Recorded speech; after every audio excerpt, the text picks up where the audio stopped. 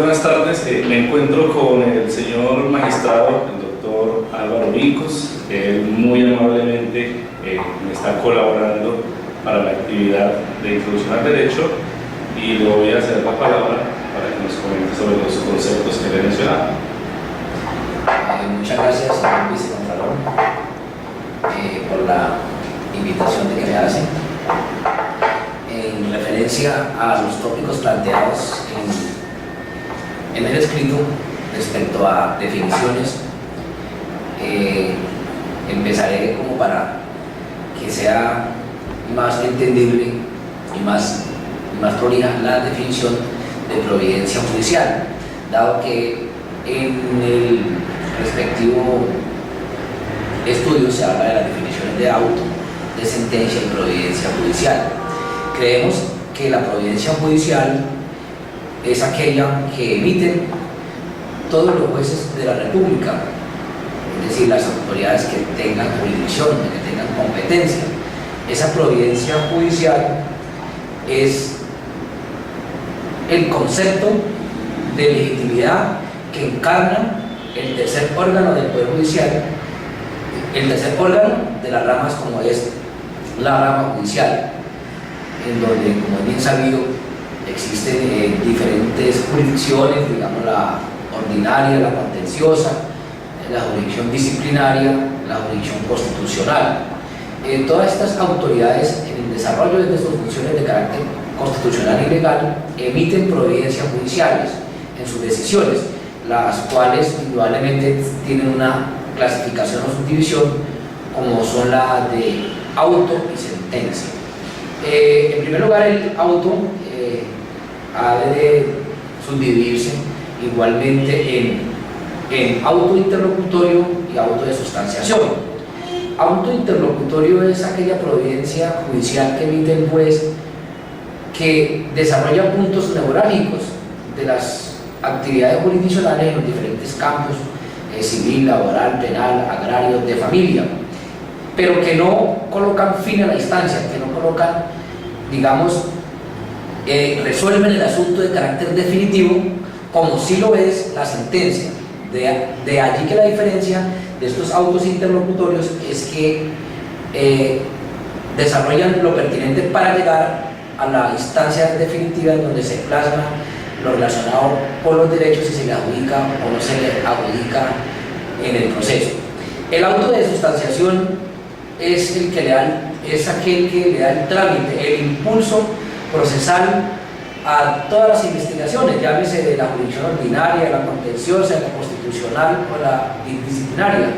Es aquella que se encarga de que el proceso avance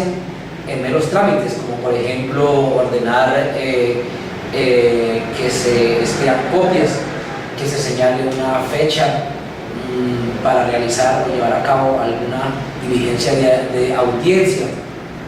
Autos desde que comunican a las partes son de trámite. Y como se indicó anteriormente, lo relacionado con los autos interlocutorios son aquellos ya que definen situaciones importantes en el proceso, neurálgicas, pero no la definitiva como es la sentencia. Respecto a la otra clasificación de la providencia judicial, autos de carácter interlocutorio, como se explicó antes, y de sustanciación, también está la relacionada con la sentencia. La sentencia es aquella providencia que coloca fin a las diferentes instancias. Entonces, la sentencia define, desarrolla y finiquita el asunto que colocan las partes al señor juez. Digámoslo, si tratándose de competencia contenciosa, pues sería el que coloca fin entre la controversia del particular y el Estado. En la jurisdicción ordinaria es la que coloca fin al conflicto planteado por las partes. Esta sentencia tiene también varias clasificaciones, puede ser de primera o de segunda instancia. Las sentencias de primera instancia son aquellas dictadas por los jueces, y las sentencias de segunda instancia generalmente son las dictadas por los tribunales superiores del distrito judicial. Es decir, aquí ya entramos en otro ítem aditivo a la sentencia, que prácticamente todas, excepto ciertas situaciones, contra ellas procede el recurso de apelación precisamente para garantizar el debido proceso, el derecho de defensa, el derecho de contradicción, el de publicidad y el de la doble instancia, porque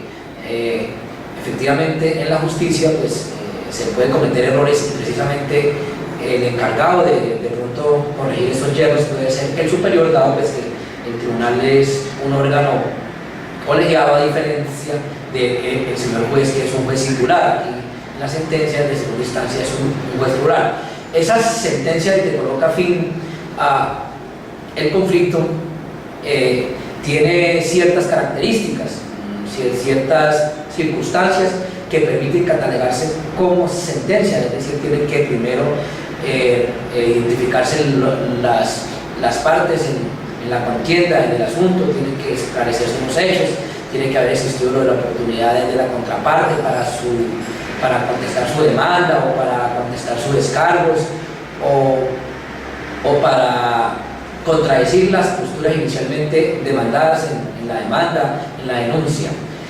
También en la sentencia el juez debe de valorar todas las pruebas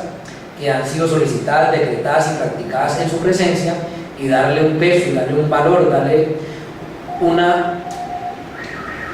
valoración que sea conforme a la normatividad y conforme a la jurisprudencia. Entonces, esta sentencia que coloca fin a la instancia, como se dijo anteriormente, pues ya en firme pues, goza de la presunción de legalidad y de acierto. También podríamos hablar en este término de la sentencia, que existe otra conocida como las sentencias de tutela, que es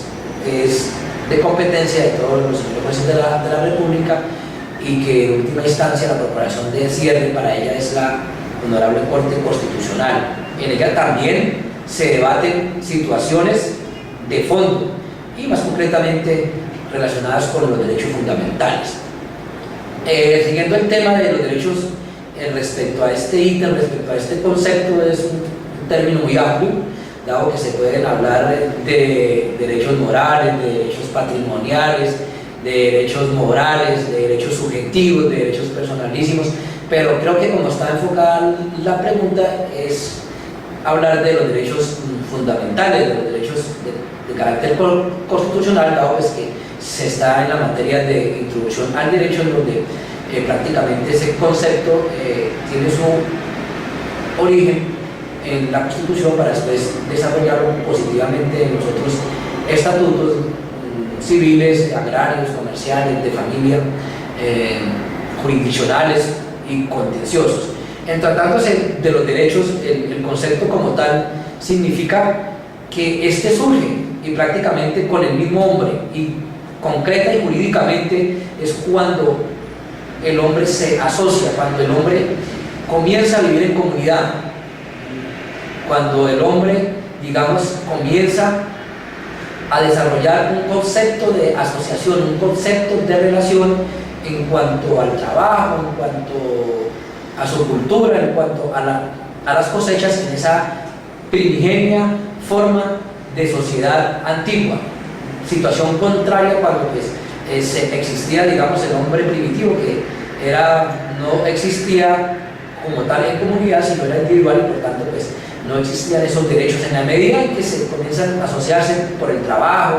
y por la defensa contra otras tribus, comienzan a aparecer los términos de derechos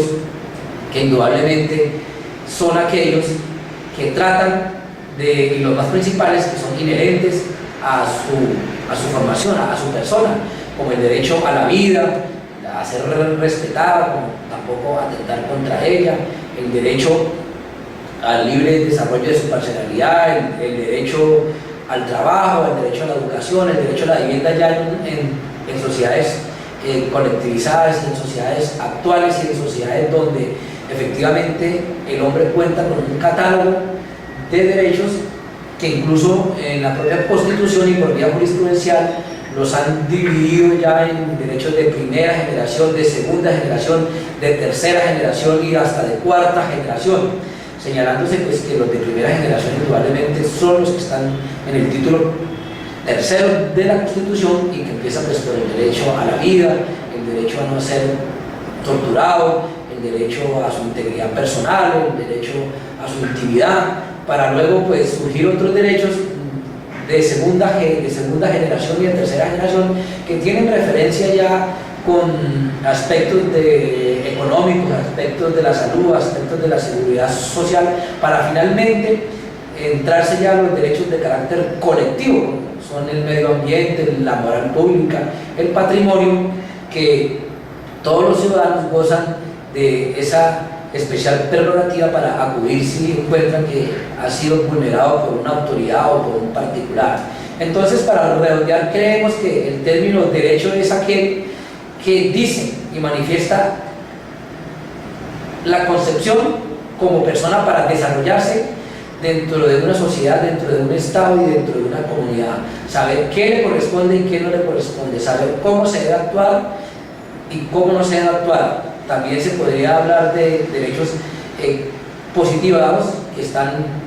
realmente reglamentados en las diferentes cartas, en los diferentes códigos, como también hay derechos que no están reglamentados y que son inherentes pues, al ser humano. Como es tan amplio el tema, digamos, pues no podría aquí entrar a precisar sobre derechos patrimoniales, morales, subjetivos, personalísimos, porque consideramos que como está enfocado y como viene el recuento, creemos que es más bien para entrar a analizar desde el punto de vista constitucional, para luego ya desarrollarlo desde el punto de vista legal, y creo que se ha hecho una síntesis importante, donde lo que se dijo anteriormente, esos derechos que están en la Constitución, pues hay derechos individuales, derechos colectivos, subjetivos, patrimoniales, morales, y legales. Creemos que con estas cortas pero breves y sustanciosas manifestaciones de los anteriores conceptos, para un mayor entendimiento, pues se deja a consideración del doctor, que me ha invitado muy generosamente a este pequeño pero sustanciosa charla respecto a esos ítems. Bueno, los estudiantes del programa de Derecho de la UPTC agradecemos su espacio y su tiempo, honorable magistrado, quien, me comento, hace parte del Tribunal Superior del Distrito Judicial de Yopal, y ha sido pues, importante el compartir este tipo de conceptos con personalidades como usted, que ya tienen una experiencia vasta en el tema judicial. Muchas gracias, magistrado. Muchas gracias, muy amable. De igual forma, estamos con una de las estudiantes de segundo semestre de Derecho, se llama Caterine López. Caterine, buenas noches. Buenas noches. Caterine, vamos a entrevistarte para que por favor nos des tu punto de vista de qué es sentencia. Para mí, ¿qué es sentencia? Para mí, sentencia es un acto administrativo que dicta un juez, dándole final a, ¿qué le digo? A una pena sentenciada o algo así, más o menos, tengo entendido.